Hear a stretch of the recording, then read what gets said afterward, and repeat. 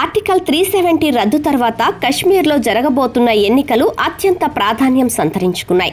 ముఖ్యంగా 2019కి ముందు ప్రభుత్వాన్ని ఏర్పాటు చేసిన బీజేపీ ఈసారి ఎలాంటి ప్రభావం చూపనుందనేది ఆసక్తికరంగా మారింది. 10 ఏళ్ల మోడీ పాలనలో పూర్తిగా మారిపోయిన కశ్మీర్ మరోసారి కమలానికి అందుతుందా? కీలక ఎన్నికల బాధ్యతలు తెలుగు నాయకులకే ఇవ్వడంలో ఆంతర్యమేంటి? ఒకసారి చూద్దాం.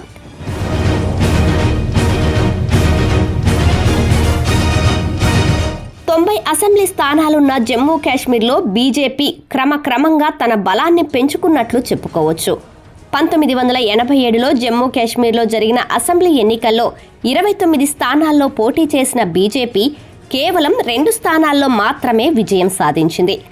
అప్పట్నుంచి 2002 ఎన్నికలకు మినహా అన్ని అసెంబ్లీ ఎన్నికల్లో బీజేపీ తన సీట్ల సంఖ్యతో పాటు ఓట్ల శాతాన్ని సైతం పెంచుకుంటూ వస్తోంది. 2014 అసెంబ్లీ ఎన్నికల్లో అయితే బీజేపీ ఏకంగా 25 సీట్లు గెలుచుకుంది. మరో 7 రెండో స్థానంలో నిలిచింది. ఆ సమయంలో బీజేపీ అత్యధిక ఓట్ల షేర్ను సాధించింది.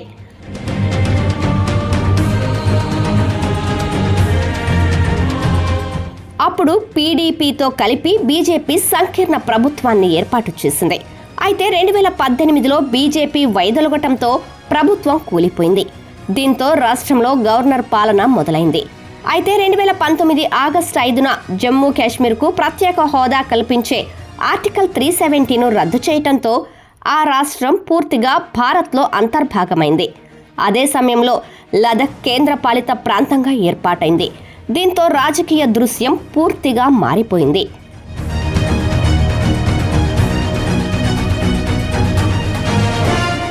2014 ఎన్నికలతో పోలిస్తే బీజేపీ బలం బాగానే పెరిగినట్లు ఇటీవలి సార్వత్రిక ఎన్నికల ఫలితాలను పరిశీలిస్తే అర్థమవుతుంది.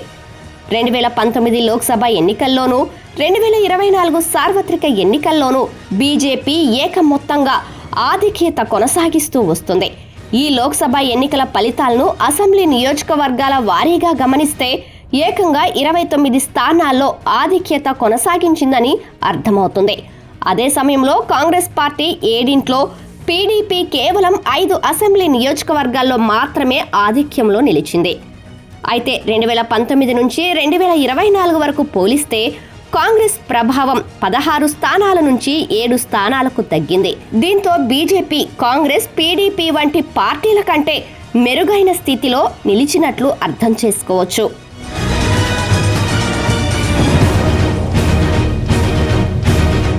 లదాఖ్ ప్రాంతం కూడా కలిస్తే బీజేపీ మరింత బలపడి ఉండేది.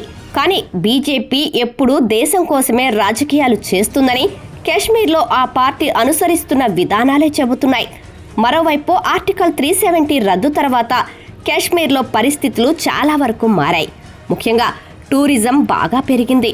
స్థానిక ప్రజల జీవన ప్రమాణాలు పెరిగాయి. ఇలా ఎన్నో సానుకూల పరిస్థితుల మధ్య బీజేపీ 60 నుంచి 70 స్థానాల్లో పోటీ చేయాలని భావిస్తోంది.